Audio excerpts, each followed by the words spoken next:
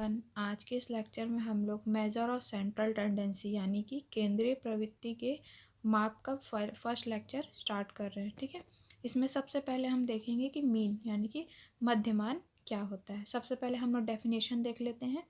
The arithmetic mean और simply the mean और the average is the some of collection of number divided by the count of number in the collection, है ना। इसका मतलब ये है कि मध्यमान को कभी कभी अंकगणित माध्य में अर्थमेटिक एवरेज भी कहा जाता है।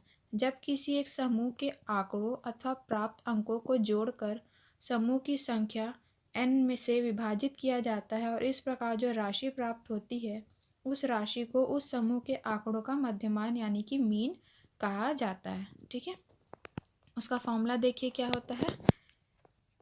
Mean is equals to some of value upon number of value, जिसको हम ऐसे भी लिख सकते हैं, मीन को कैपिटल M से, ठीक है, सम ऑफ वैल्यू को सिग्मा x से एंड नंबर ऑफ वैल्यू को n से रिप्रेजेंट करते हैं। ठीक है, जहाँ पे आपका m क्या है, मीन है, ठीक है, x क्या है, आपकी दी हुई डाटा वैल्यू होती है और n जो होता है वो नंबर ऑफ वैल्यूज होती है, मतलब आपके पास कितनी वैल्यू दी हुई है उन सब का क्या होता है, नंबर होता है। ठीक है, अब मीन 3 टाइप से आप निकाल सकते हैं। कैसे? अकॉर्डिंग टू आपके क्वेश्चन से, है ना। आपका क्वेश्चन किस तरीके से दिया, किस वे में दिया, उसके अकॉर्डिंग हम क्या करते हैं, मीन फाइंड करते हैं। ठीक है, सबसे पहला टाइप हम देखते हैं ड्रॉ डाटा। मीन्स पहला टाइप ऐसा है जिसमें फ्रिक्वेंसी नहीं दी हुई है, कोई इंटरवल नहीं दिया है, ठीक है, सिंपल डाटा दिया हुआ है। ठीक है, सबसे पहले एग्जाम्पल देख लेते हैं। क्वेश्चन 1, ठीक है, a cricketer score in 5 ODI matches are as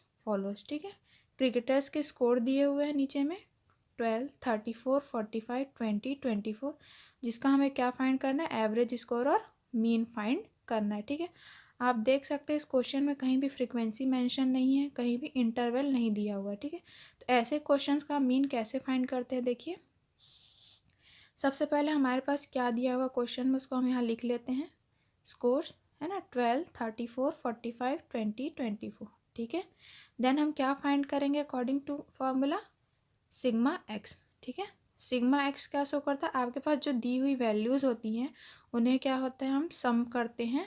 ठीक है, सम करने के बाद जो वैल्यू आती है उसको हम क्या बोलते हैं, सिग्मा एक्स बोलते हैं। ठीक है, सिग्मा एक्स क्या रिप्रेजेंट करता है, इन सारी वैल्यू के सम को क्या करता है, रिप्रेजेंट करता है। तो जब आप इन सारी वैल्यू को सम करेंगे तो आपको कितना मिलेगा, 165 मिलेगा। ठीक है, एन एन क्या मैंने बताया था, number of value means count करिए कितने नंबर है आपके पास, 1, 2, 3, 4, 5। ठीक है, तो एन इज इक्वल्स टू 5। ठीक है, फिर हम क्या करेंगे, ये वाली वैल्यू और ये वाली वैल्यू क्या करेंगे, हम इस फॉर्मूला में रख देंगे। ठीक है, इस तरीके से देखिए, m is equals to sigma x upon N, ये हमारा फॉर्मूला है।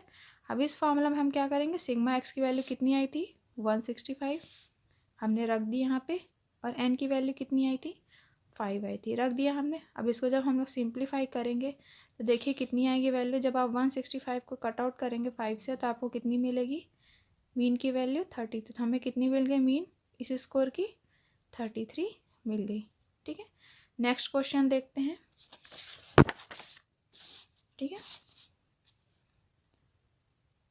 Marks of 10 students in science test given below. ठीक है, 10 स्टूडेंट्स का मार्क्स दिया हुआ है साइंस के टेस्ट में जो उन्हें स्कोर किया है, देखिए 17, 22, 32, 26, 23, 25, 28, 18, 27, 22। हमें क्या फाइंड करना है, दिए हुए मार्क्स को हमें क्या करना है, इनका हमें मीन फाइंड करना। तो सबसे पहले हम क्या करेंगे, जो हमारे डाटा दिए हुए हैं उसको हम क्या करेंगे, इस तरीके से लिख लेंगे। ठीक है, तो देखिए हमारे पास क्या दिया हुआ डाटा में, मार्क्स में 17, 22, 32, 26, 23, 25, 28, 18, 27, 22।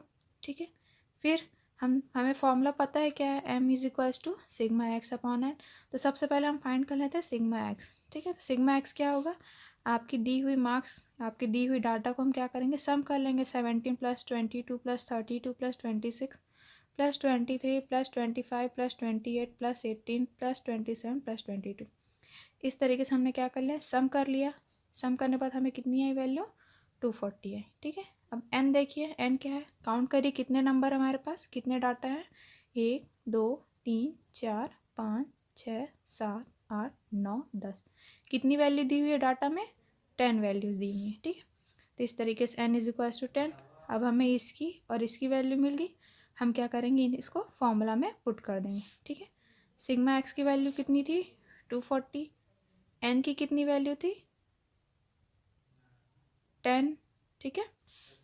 अब इस तरीके सिंप्लीफाई करिए तो आपको कितना मिलेगा, कट जाएगा, कितना मिलेगा आपके पास, 24 मिलेगा। तो हमें मीन वैल्यू मिल गई किसकी, मार्क्स की, ठीक है। आई होप आप सभी को समझ में आ गया होगा।